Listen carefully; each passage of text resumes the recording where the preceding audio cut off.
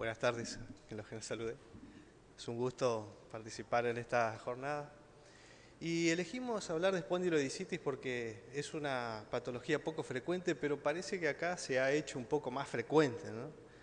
Así que estuve revisando un poquito las estadísticas que teníamos en el servicio para ver cómo se venían presentando y vinieron aumentando estos últimos años. Nosotros tenemos registros de esta patología desde el 2010 más o menos. Y estos 2 últimos años tuvimos como de 5 a 6 pacientes por año. O sea, a pesar de que es poco frecuente, nosotros las estamos teniendo más seguido.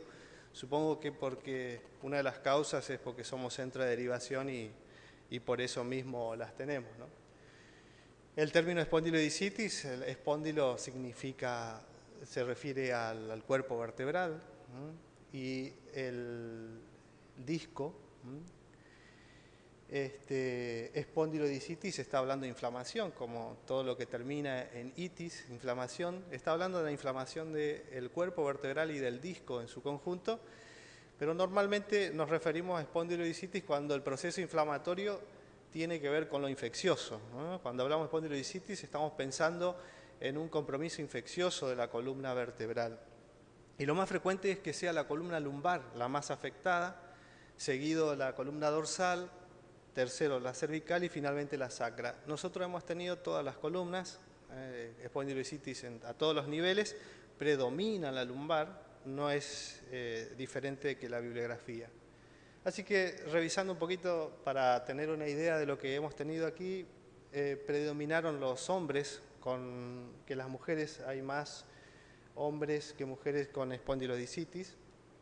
Dentro de los microorganismos traté de determinar el Staphylococcus aureus, es el que más frecuentemente está presente. También hay Staphylococcus epidermidis, que tiene que ver con infecciones de piel, Escherichia coli, Enterobacter.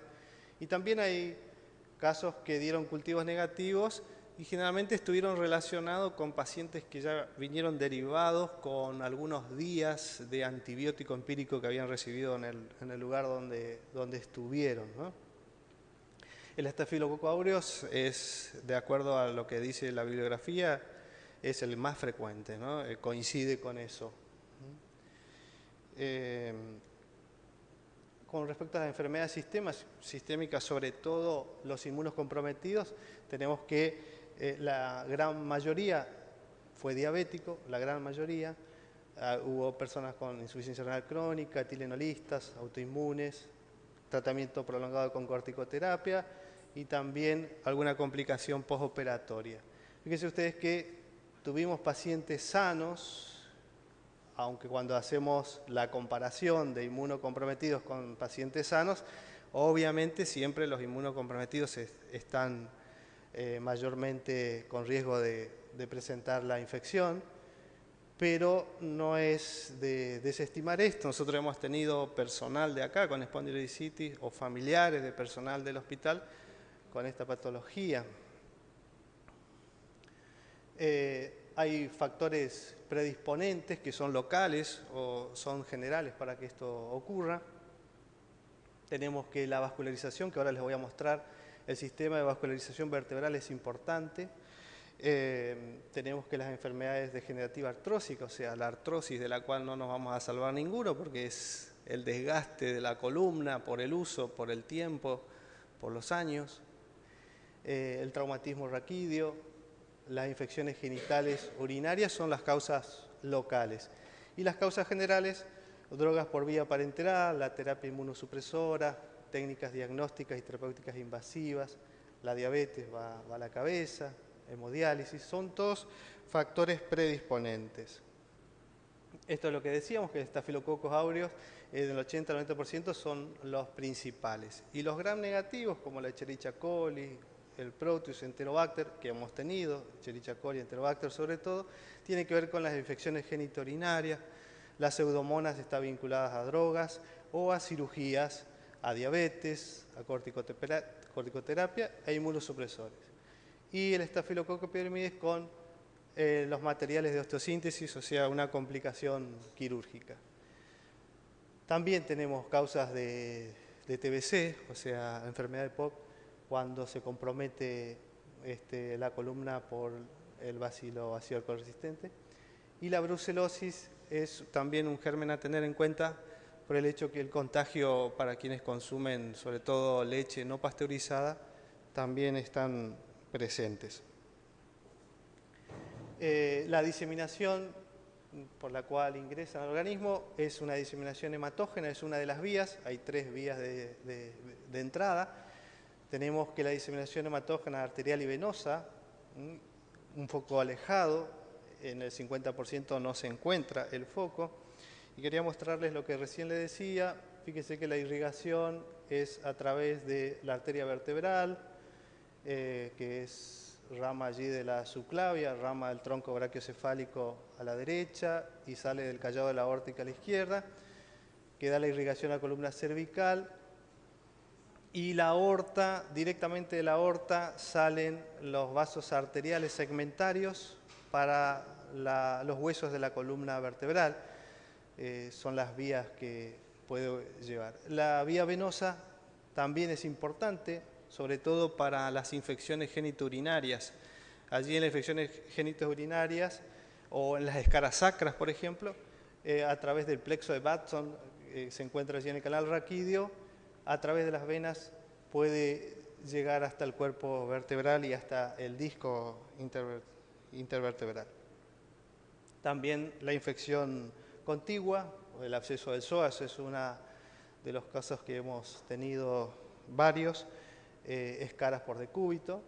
Y la tercera vía de entrada es la implantación directa, o heridas penetrantes, cirugías, presencia de prótesis, realización de punciones, colocación de catéteres, también son vías de entrada. Clínicamente se presentan con todo este cuadro florido que tiene que ver con la osteomelitis vertebral, es sinónimo de la espondilitis, o al sumarse a la disitis es lo mismo que decir espondilodisitis, ¿sabe? O sea, la osteomelitis es un sinónimo de infección, junto con la disitis constituyen la espondilodisitis, y los abscesos epidurales muchas veces están juntos y presentan un cuadro igual, similar, y uno puede llevar al otro. Entonces tenemos fiebre, dolor, radiculopatía, hiperestesia segmentarias por esa radiculopatía, contractura de los músculos paravertebrales, limitación de los movimientos. Riesgo de parálisis es mayor en la diabetes mellitus. Acuérdense que la diabetes también compromete los nervios o la neuropatía. Y en los casos de estafilococos aureus, porque son los más purulentos, ¿no? Entonces comprometen más las funciones motoras o sensitivas. Infrecuentes los signos y síntomas neurológicos al principio. Esto es un cuadro típico de osteomelitis vertebral o espondilodisitis, pero el problema viene cuando lo vemos en consultorio. No es lo primero que nosotros solemos pensar, a menos que venga acompañada de todo lo anterior. El problema es que nosotros recibimos muchos pacientes con dolor de columna a distintos niveles, y lo primero que vamos a pensar es una enfermedad degenerativa de la columna, una hernia de disco, un canal estrecho, y si no tiene fiebre, si no va acompañado de alguno de los otros síntomas que llamen la atención, va a ser difícil diagnosticarlo o sospecharlo, ¿no? Incluso el laboratorio suele ser normal, en un 50%, y si bien tenemos que la eritro es un marcador que nos ayuda en la espondilodisitis, es inespecífico, ¿no? Entonces tenemos que siempre recordar por lo menos los factores o los signos de alarmas, ¿no? Que es la edad mayor de 50 años, obviamente si tiene fiebre, si hay repercusión general, si hay tratamiento inmunosupresor, la diabetes, si es diabético, si es alcohólico, hemodiálisis. Entonces podemos por allí llegar a sospechar de la espondilodisitis, ¿no?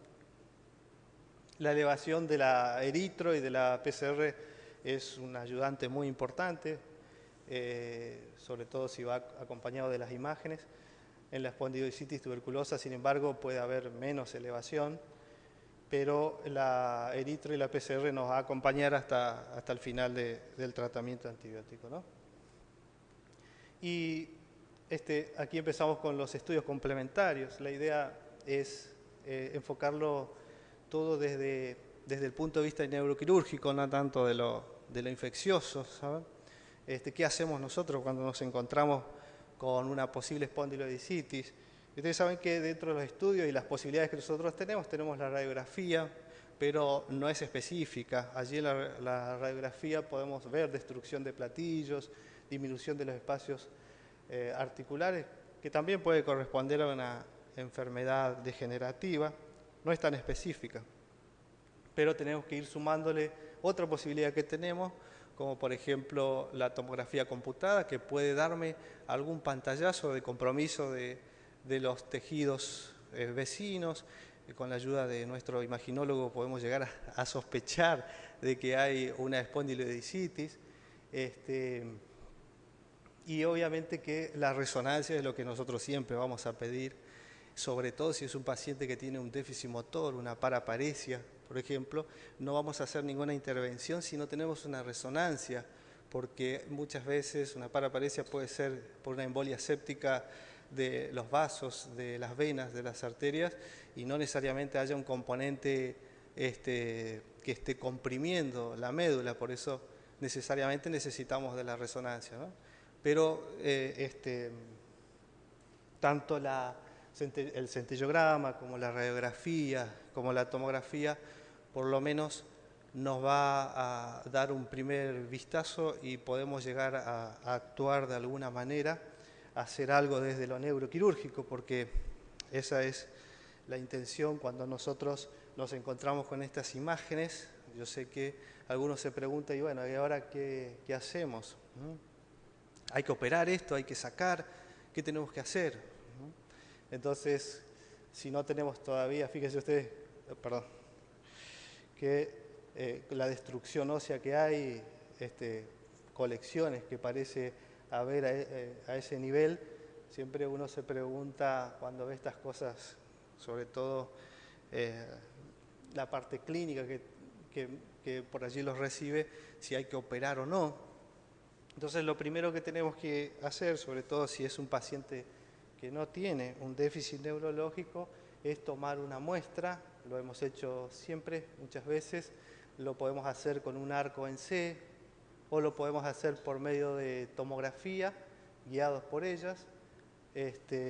Podemos tomar una muestra para bacteriología como para anatomía patológica, que también es útil, que me confirma que hay una osteomielitis, anatomía patológica, o me puede decir que hay una lesión de otra clase, una lesión tumoral, ¿no? Entonces, la toma de muestra es lo primero que se nos ocurre hacer, y indicar una ortesis, o sea, los tejidos allí óseos y blandos están realmente muy debilitados por la infección, por la inflamación. Entonces tenemos una columna que en cualquier momento se puede desestabilizar, y el movimiento de la columna va a producir mucho dolor. Entonces vamos a indicar una ortesis. Tenemos el servicio de neurorehabilitación que nos va a indicar cuál es la ortesis más adecuada de acuerdo a la altura en que se encuentra la espondilodicitis. Así que ese es el segundo paso que vamos a tomar, aparte del reposo. Y desde el punto de vista quirúrgico, cuando por allí hay absceso del psoas o en la estafilococcemia, a veces hemos tenido pacientes con pus a nivel de los músculos paravertebrales, hay que debridar, hay que tratar de que sangre la zona para favorecer la cicatrización y los anticuerpos. Y vamos a hacer, cuando vemos que tenemos un déficit neurológico progresivo, una paraparesia progresiva, necesitamos hacer una cirugía descompresiva, que lo vamos a hacer solamente si realmente creemos que vale la pena, por el hecho de que vamos a tener que sacar toda la parte posterior de la columna, una columna que ya tiene una o dos vértebras muy blandas, encima lo vamos a desestabilizar un poco más, ¿me entienden? Entonces, si es necesario, porque hay un tejido que está comprimiendo la columna, que le produce un déficit que es progresivo, comprobado, entonces podemos hacer la laminectomía descompresiva que se realiza por vía posterior.